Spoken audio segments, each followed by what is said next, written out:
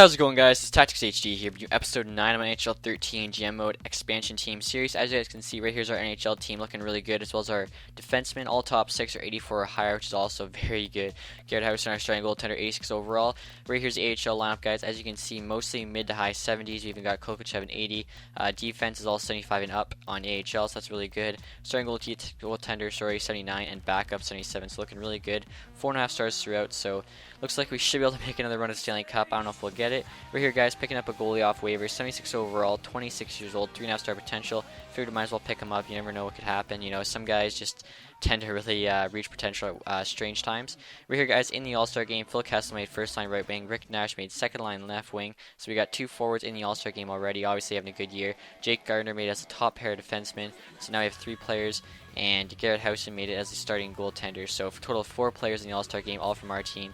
When that happens, you know you're having a good year. We're here, guys, at the trade deadline, trading Alexander Kokochev to the Edmonton Oilers for a second-round pick. I was trying to get a first-round pick for him, but he was like just below a first-round's value, so I ended up having to settle for a second. Edmonton sent me the offer, and since he's been playing the AHL, I figured I might as well just take the second-round pick and, you know, hope I can get a good player that can help out in the future with that pick. And after that, guys, I made a big deal here for Hunter Shinkaruk. Obviously, he's a actual eligible draft player in this year's draft, but we're about 9 years in. So Shinkaruk's 26 years old, still has 4.5 star potential, yet to reach it. He's only 82 overall. He can still get higher. I'm offering him a couple prospects. One's good with 3.5 star potential. The other's decent with 3 star potential. A 5th, a 6th, and a 7th. And they actually ended up taking this deal, so I was really happy about that, adding some depth scoring. Right here, guys, after the trade deadline, adding Lyndon Vey, 80 overall center. Obviously not going to be one of my top 4 centers, but I'll put him in the AHL, and if I have an injury or just for whatever reason need to call him up, I have him as an insurance, so I think that was a pretty good waiver pickup. As you guys can see, at the end of the regular season, we finished in first place with 113 points, a 53, 22, and 7 record, so a really good season for us, and our AHL team also made the playoffs. In the first round here, guys, I'm playing the Dallas Stars. Lost the first 2 games, and then we went to their home and lost the next 2. So best team in the league, won the President's Trophy, and we got swept in the first round of the playoffs. Kind of looking like the Vancouver Canucks. Just kidding, the Vancouver Canucks fans. But anyway, guys, as you can see right here, our AHL team in the first round of the playoffs playing against the Admirals. Lost the first 2, and then won the next 2, so it's tied up all 2-2. In the 6th game, we lost, and then we won the 4th game. Or sorry, what am I saying? We won the 7th game to take the series in 7, winning it 4-3. So good series, was really close, came down to the last game. We're here, guys, in the second round. We're playing the Tigers. Won the first 2 games, then the third, so we're up 3-0. Unfortunately, couldn't get the sweep on the Tigers, so it ended up being 3-1, and then we won the 5th game, making it a 5-game series. Right here, guys, in the third round, we are playing the Falcons. Went down first game. Luckily got the second game, so we won. It was 1-1, and I think I was switching up some of the lineups. Somebody came back from injury, and we actually ended up beating the Falcons, I think, in 4 or 5 games, so another good series for us. Right here, guys, in the AHL final, playing the Lake Erie Monsters, going to the final here, and you know it's going to be a good game, but if you guys seen the stats there, I think I had 3.5 star offense and defense with a 4 star goaltender, and they had 3.5 star offense and defense with a 3.5 star goaltender, so half star better throughout, and we're actually up 1-0. When I joined the game, we went down 1-1, so sorry, they scored a goal, so it was tied 1-1. Then they scored another to make it 2-1. Luckily, right there, late in the third, scored a goal to tie it 2-2. Don't know how I was tied. It actually was no score in overtime, but right there, in second OT, got a nice pass out front, scored the goal to get the Calder Cup, which is really good. To see my AHL team win that. Obviously, my AHL team won the President's Trophy. If my AHL team's winning the Calder Cup, that just shows you got a really good young team playing in the AHL, and an even younger team in the AHL that's obviously going to be very good. So, when both teams are doing really well, it just shows you're going to have really good success in the future with your franchise. So, right there, of course, the final picture. Would have liked to see the Stanley Cup, but it's not a big deal. Vey, who got off waivers, was actually one of the stars of the game, along with the 2 goaltenders. Right there, guys, you can see Columbus won the Stanley Cup. I won the Calder Cup. Right here, guys, retired players. Not Rick Nash. That was Riley Nash. I hate when they do that, who retired, and I thought he was Rick Nash at first when I seen that.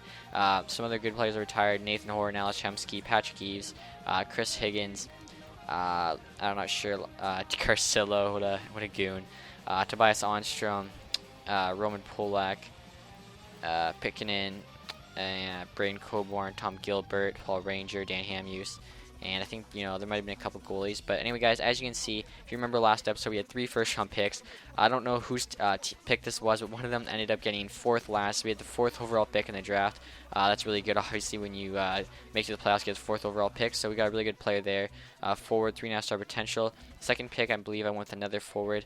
I think I went with Jason Moresi, right wing there. And then with the 3rd pick in the first round, I think I ended up going with the defenseman there, Christian Johnson, or Swedish defenseman. So 3 first-round picks, 3.5-star potential players. Now in the second round, guys, all that's left is 3-star potential as the best. With Andy Carroll, left wing sniper, 3-star potential. With the second pick, I think the first pick was another forward. I think I took a lot of good forwards.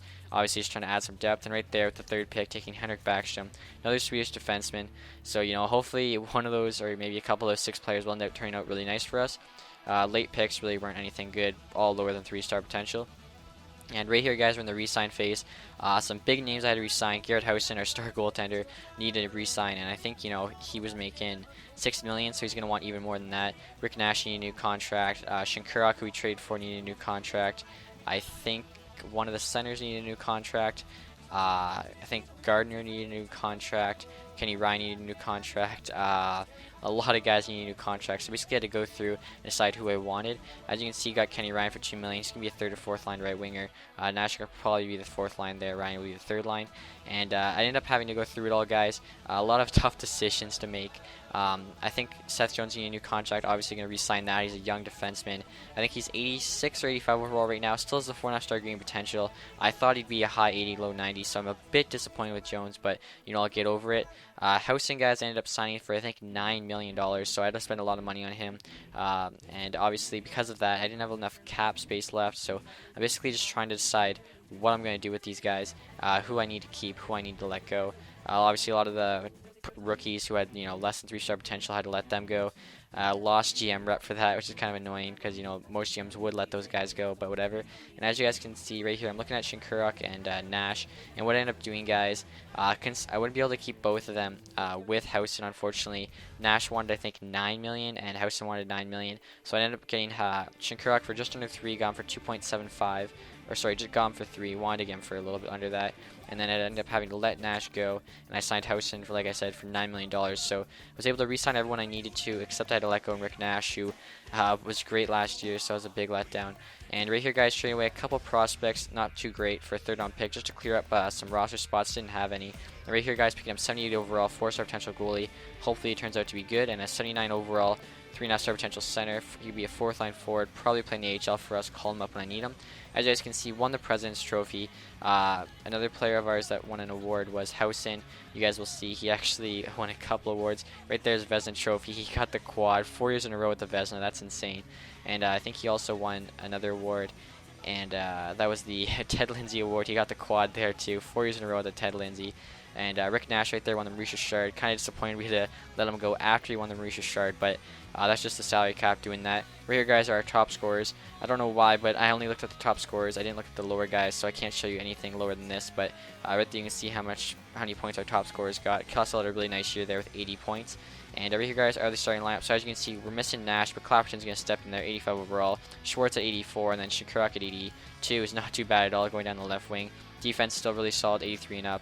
Housen at 86 is still a good goaltender, with Vincentine backing him up at 81. AHL team still looking really strong. We got mid-70s pretty much throughout the entire team. Obviously, our defense is really strong, 75 and up. Goaltenders, I think, are like 79 and 78 now, so that's really good for AHL team. And our team is still 4.5 stars throughout. Besides that, guys, hope you enjoyed this video. Make sure to stay tuned for more episodes. Thanks for watching, guys, and have a nice day. Goodbye.